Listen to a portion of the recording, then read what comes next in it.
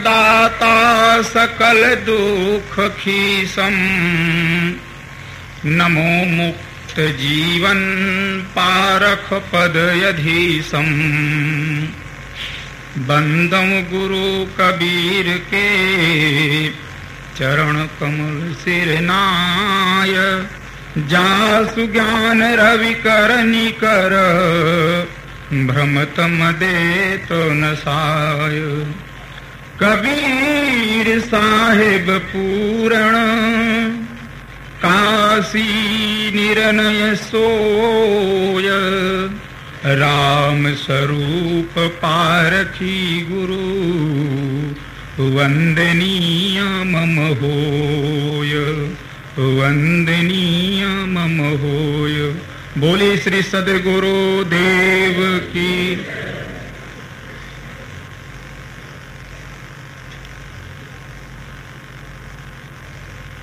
अर्चनी वंदनीय आचार्य देव जी, मुद मंगलमय संत समाज, सुदूर प्रांतों से आए हुए धर्म प्रेमी सत्संग अनुरागी सज्जन बंधुओं, शक्ति भक्ति के स्रोत श्रद्धा मूर्ति माताएं एवं बहनों,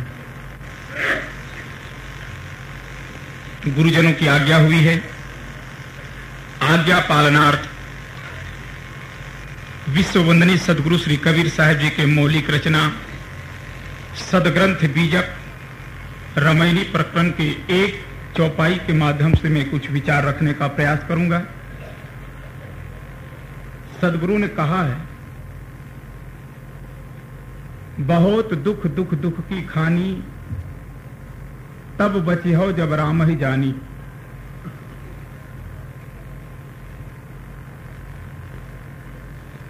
साहब कहते हैं कि संसार दुखों की खानी है।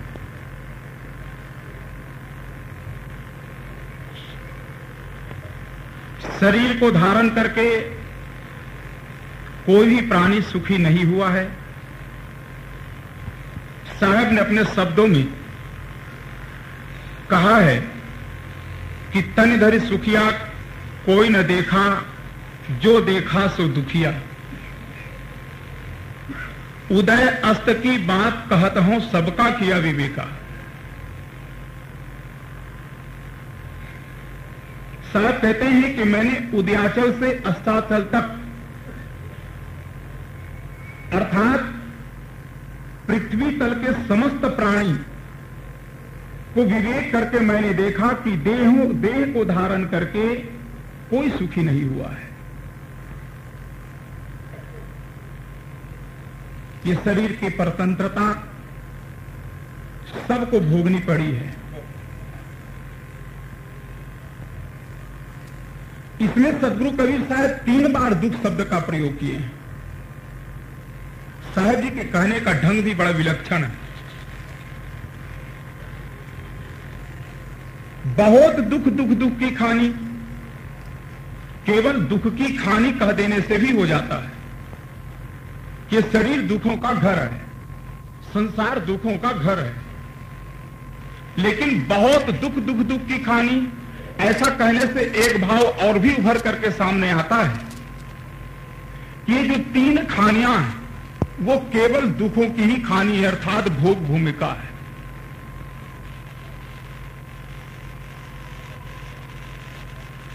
पशु, अंडज और उष्मज, इससे हट करके यदि और विचार करें तो ये दैहिक ताप, दैविक ताप और भौतिक ताप, ये 3 तापों का दुख है। और शरीर को धारण करके तो सभी दुखी है ही है। सभी दुखी शरीर के संबंध में है। शरीर नहीं तो कोई दुख ही नहीं। चैतन्य के स्वरूप में न सुख है न दुख है। कभी कभी ऐसा भ्रम होता है कि शरीर के संबंध में सुख है तो शायद चेतन के शरीर के संबंध में यदि दुख है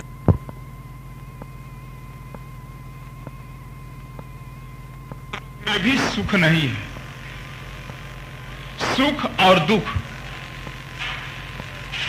ये दोनों को जानने वाला जीव चैतन्य है। जीव चैतन्य के स्वरूप को यदि हम सुख रूप कहें तो सुख को जानेगा कौन? सर्वहू को जाने सो तो सर्वहू से न्यारो रहे, सोई गुरु रूप निज पारख लखायो है। जो सबको जानता है वो सबसे न्यारा होता है। जानने वाला जानी गई वस्तु नहीं होता, वो अलग होता है। जीव दुखों को भी जानता है, सुखों को भी जानता है, इसलिए जीव का स्वरूप में सुख भी नहीं है और दुख भी नहीं है। ये दुख और सुख दोनों को जानने वाला है। शरीर के संबंध में प्राणी और पदार्थों की भोग लिप्सा में पड़ करके यह जीव दुखी हो रहा है। जब हम अपने से पृथक प्राणी और पदार्थों में बहते हैं तब दुख उत्पन्न होते हैं। सदगुरु श्री निर्मल साहब जी ने कहा है कि स्वरूप से बाद सारा विषय जान, पांचों विषय पंच तत्वों से निर्माण।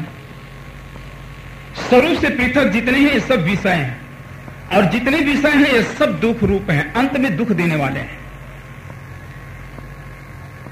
आरंभ में भले ही सुखाभास होता हो, लेकिन इसका परिणाम तो दुख रूप ही है। संसार में जो व्यक्ति सुख चाहते हैं तो सुख होता नहीं, और जिसे लोग सुख मानते हैं वो है क्या? सुख और दुख मन के अनुकूलता और प्रतिकूलता का नाम है। कोई कार्य हमारा अनुकूल हो गया, हम सुख मान लिए कि बहुत सुख है। कोई कार्य हमारा प्रतिकूल हो जाता है, हम दुखी हो जाते हैं। एक व्यक्ति कामना करता है कि उन्हें बहुत अच्छा मकान चाहिए, सानुकूल पत्नी चाहिए, आज्ञाकारी पुत्र और पुत्रियां चाहिए। यदि ऐसा संभव हो गया तो कहता है बहुत अच्छा है, आनंद है, सुख है। और इसके प्रतिकूल हो गया, पत्नी कर्कशा मिल गई, पुत्र पुत्रियां अवज्ञाकारी हो गई, बस कहते महाराज बहुत दुख है। तो संसार के प्राणी और पदार्थ हमारे सदा अनुकूल भी नहीं हो सकते। एक बार एक संत जी किसी पहाड़ी के घाटियों पे बैठा हुआ था। एक व्यक्ति वहां पहुंच गए, महात्मा को शांत मुद्रा में बैठे देख करके उन्होंने नमन किया, प्रणाम किया और पूछा कि महाराज लगते हैं कि आप बड़े ध्यानी हैं, आप ज्ञानी हैं, आप सिद्ध हैं। मैंने सुना है कि संतों के पास जाने से सब दुख दूर हो जाते हैं। मैं बहुत दुखी हूं और आपके पास आया हूं, आप कृपया मेरे दुख को दूर करें। महात्मा जी ने पूछा कि बेटा क्या दुख है, कोई शारीरिक तकलीफ है? कहा महाराज आज मेरे 50 वर्ष की अवस्था हो गई है, कभी मैंने इंजेक्शन नहीं लगवाए, गोलियां नहीं ली, दवाइयां नहीं खाई, शरीर मेरा बिल्कुल ठीक है। पत्नी है, पुत्र पुत्रियां हैं, धन संपत्ति है। तो कहा दुख किस चीज का है? कहा दुख इतना ही है कि बस पत्नी है लेकिन अनुकूल नहीं है, पुत्र पुत्रियां हैं लेकिन वो अनुकूल नहीं है। आप कुछ ऐसी युक्ति बताइए कि वशीकरण मंत्र दे दीजिए कि ये सब मेरे वश में हो जाए। आजकल लोग वशीकरण मंत्र के लिए भी बहुत चक्कर काटते हैं।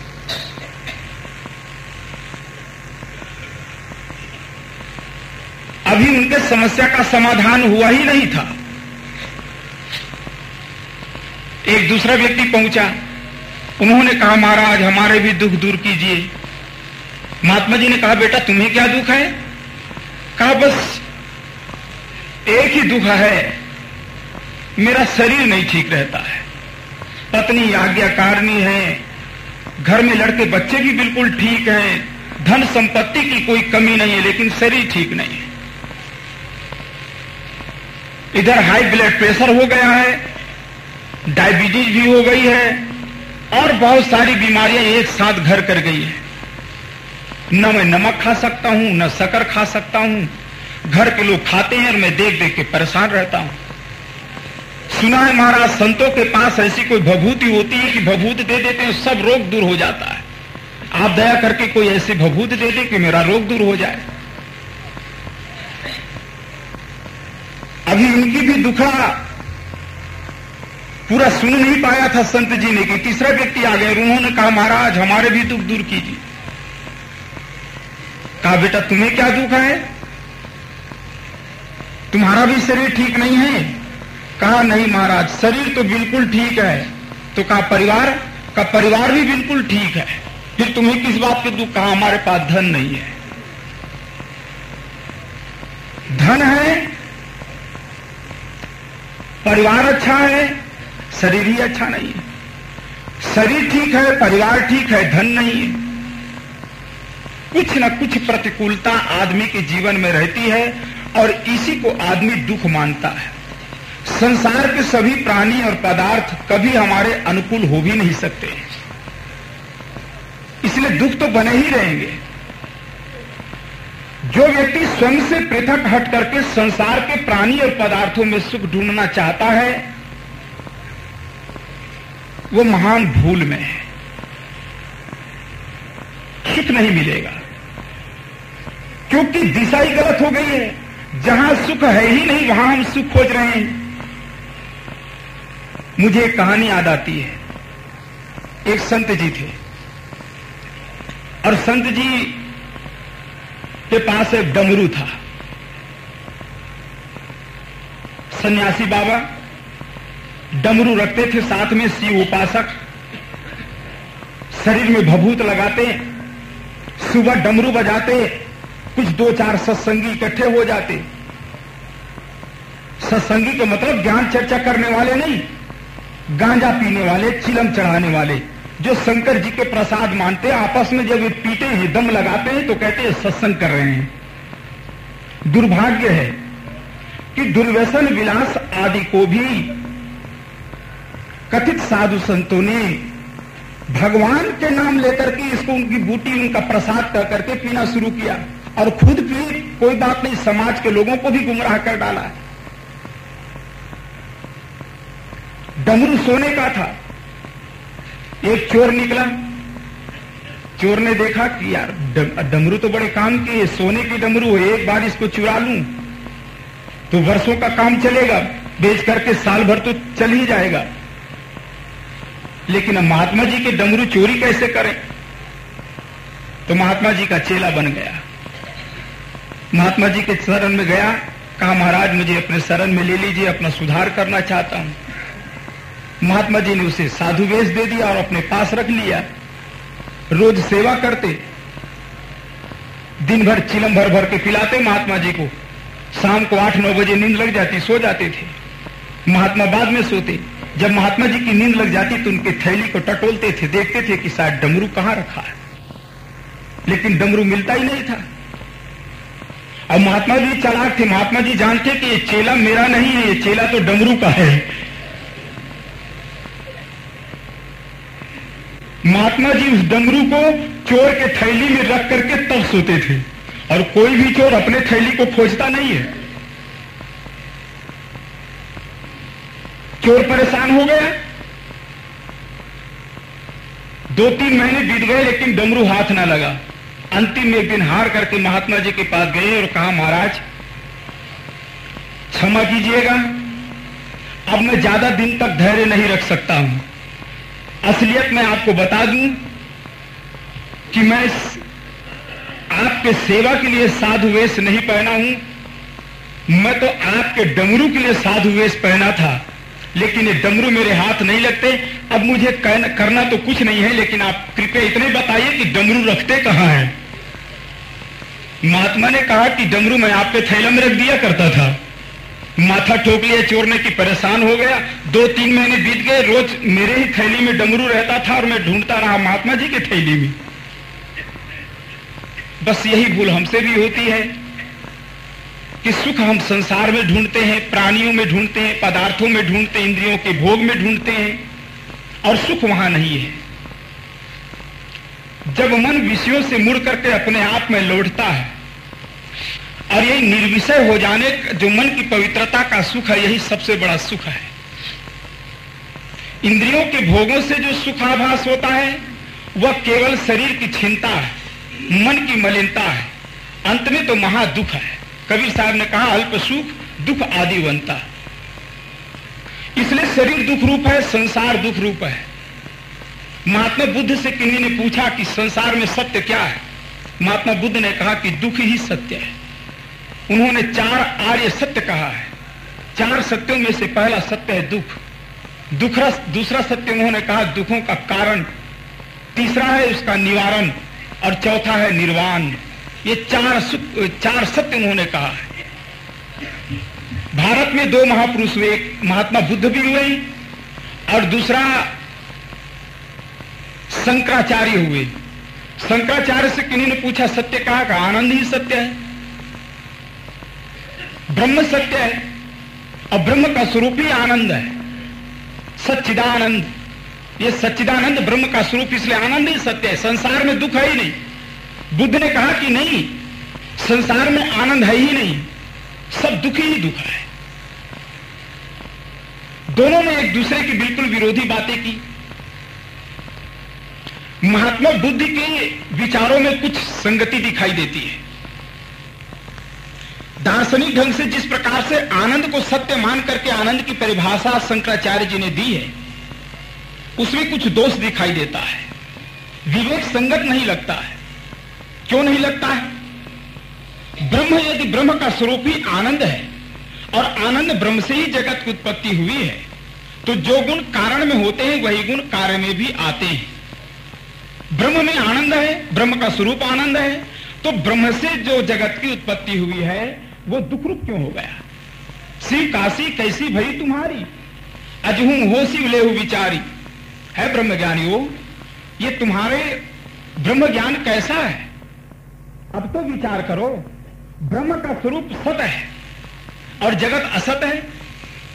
सत्य ब्रह्म से असत्य जगत की उत्पत्ति कैसे हो गई? ब्रह्म का स्वरूप चिद है, चैतन्य है, और चैतन्य ब्रह्म से जड़ जगत की उत्पत्ति कैसे हो गई? ब्रह्म का स्वरूप आनंद है, तो आनंद से दुख कैसे उत्पन्न हो गया? कहते दुखालम श्वासतम, ये सारा संसार दुख रूप है। तो आनंद रूप ब्रह्म से दुख रूप जगत की कल्पना बिल्कुल विवेक संगत ही नहीं है। इसलिए ये जो दार्शनिक परिभाषा जो दी गई है, ये विवेक संगत नहीं है। तो संसार दुख रूप है, और इस दुखों से छूटने का उपाय क्या है? किन्हीं ने पूछा होगा कि साहब आपने कहा ये तो ठीक है कि शरीर में सुख नहीं है, इंद्रियों के भोगों में सुख नहीं है, संसार में सुख नहीं है, प्राणी पदार्थों में सुख नहीं है, ये बात तो हमारे समझ में आती है, लेकिन इन दुखों से बचने का उपाय क्या है? तो साहब ने कहा तब बचे हो जब राम ही जानी। राम को जानोगे तो तुम बच जाओगे। इन दुखों से छूटने का उपाय है राम को जानना। साहब के शब्दों पर बहुत ध्यान देने की जरूरत है। साहब ये नहीं कहते हैं कि तब बचे हो जब राम ही मानी, राम को मानने से तुम बच जाओगे दुखों से, ऐसा भी नहीं कहते हैं। राम को जानने की बात करते हैं। कबीर साहब का राम अपना स्वरूप है, चैतन्य है। अपने आप को ही सदगुरु कबीर साहब ने राम शब्द से संबोधित किया है। इसलिए कबीर साहब के बीजक में कभी कभी विरोधाभास दिखाई देता है। जहां वे एक तरफ राम शब्द का खंडन करते हुए दिखाई पड़ते हैं, दूसरे ओर राम शब्दों को बड़ा आदर देते हैं, और विधि परक राम शब्दों का भी प्रयोग बीजक में बहुत हुआ है। पंडित बात बदे से झूठा, राम के कहे जगतगत पावे, खाड़ कहे मुख मीठा। यहां पर तो राम नाम लेने से कल्याण मानते हैं, तो साहब कहते हैं सकर सकर कहोगे तो मुख मीठा होना चाहिए। ये राम नाम से कल्याण मानने वालों के लिए कबीर साहब ने खंडन किया। लेकिन इसी पद के नीचे में साहब कहते हैं साची प्रीति विषय माया सो हरि भक्तन के फांसी, कहीं कबीर एक राम भजे बिन बांधे यमपुर जासी। अब यहां पर राम शब्द विधि परक है, तो कभी कभी उलझन सी पैदा होती, बड़ा विरोधाभास दिखाई देता है कि साहब एक तरफ तो राम का खंडन भी करते हैं, निषेध भी करते हैं, और दूसरी तरफ विधि भी करते हैं।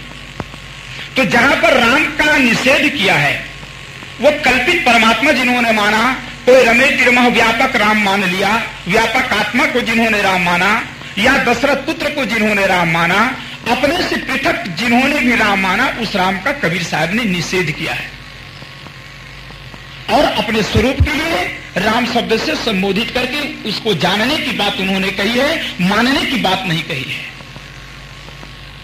मानना होता है विश्वास के बल पर, विश्वास सदा मनवाता है, विश्वासी आदमी मानता है। जानना होता है अनुभव के बल पर, जानना अनुभव से होता है, खोज से होता है, और खोजी आदमी कभी भूलता नहीं। साहब ने कहा करे खोज कबहू न भुलाई। जो खोज करता है वो व्यक्ति भूलता नहीं है, लेकिन मानने वाला व्यक्ति पद पद पर भूलता है। लोगों ने मानने की बात कही, विश्वासम फलदायकम, विश्वास करो, तुम बातों को मानो, बस तुमको फल मिलेगा। कैसे संभव है कि हम विश्वास करें और हमें सब फल मिल जाएगा, मानने में हमको सुख मिलेगा। जो घटनाएं प्रत्यक्ष घटती हैं, जो अपरोक्ष घटनाएं हैं, जो तथ्य हमारे निगाहों के सामने प्रतिदिन घटते हुए दिखाई देते हैं, इसके लिए कोई ये नहीं कहता है कि मानो। पानी पीने से प्यास बुझती है, भोजन खाने से भूख मिट जाती है, नर नारी के संयोग से संतान की उत्पत्ति होती है, इसको मानो, ऐसा कोई नहीं कहता है। लेकिन जो घटनाएं परोक्ष की होती है, जिसको परीक्षण के द्वारा विज्ञान की कसौटी पर कसकर सिद्ध ही नहीं किया जा सकता है, विवेक की कसौटी पर कसकर जिसे सिद्ध नहीं किया जा सकता है, ऐसी बातों के लिए मानने के लिए जोर दिया जाता है। जैसे इस जगत का नियामक कोई और है, प्राणियों की सुख और दुखों को देने वाला कर्ता कोई और है, ठंडी गर्मी वर्षा ये सब किसी कथित परमात्मा के अधीन है। बिना ही अन्न जल खाए पिए आदमी हजारों वर्ष तक जीवित रह सकता है। अमुक महात्मा इतने सिद्ध हैं कि 1 किलो खिचड़ी पकाते हैं, हजारों आदमी खाते हैं, और तो भी उनके बटवे में खिचड़ी बच जाती है। तो ऐसी बातें जो बिल्कुल विवेक संगत नहीं है, परोक्ष की बातें, इसके लिए विश्वास कराया जाता है। इसलिए विश्वास करो, भगवान है, भगवान पर विश्वास करो। लेकिन कोई ये नहीं कहता कि विश्वास करो कि आग है, ये पानी है, ये हवा है। तो जो परोक्ष की बातें, उस पर विश्वास कराया जाता है। विश्वास परावलंबी है और विवेक स्वावलंबी है, खोज स्वावलंबी है। खोजी आदमी स्वावलंबी होता है, विश्वासी आदमी बिल्कुल परावलंबी होता है। वो किसी धर्म ग्रंथ का आलम्बन ले लेता है, किसी महापुरुषों की वाणी का आलम्बन ले लेता है। शब्द प्रमाण काफी है। विश्वास की आधार भित्ति है शब्द प्रमाण। अमुक ग्रंथ में कहा है, बस पूर्ण हो गया। वेदों में कहा है, शास्त्रों में कहा है, पुराणों में कहा है, यहाँ ये बातें लिखी है, बस बात पूरी हो गई। उस पर विवेक करने की कोई जरूरत नहीं है। लेकिन विश्वास विवेक सदा खोज करता है। वह किसी भी महापुरुष की कही हुई बातें हों, किन्हीं भी धर्म ग्रंथों में लिखी हुई बातें हों, उस पर वह निष्पक्ष चिंतन करता है। विश्वास में जिज्ञासा नहीं होती, इसलिए वहां दर्शन का कोई महत्व नहीं है। लेकिन विवेकी आदमी के भीतर में जिज्ञासा होती और दर्शन के महत्व को समझता है। इसलिए विवेक के द्वारा ही राम को जाना जाता है। अभी मेरा समय यहीं पर पूरा हुआ, मैं अपने वाणी को विराम देता हूं। बोले श्री सद्गुरु देव।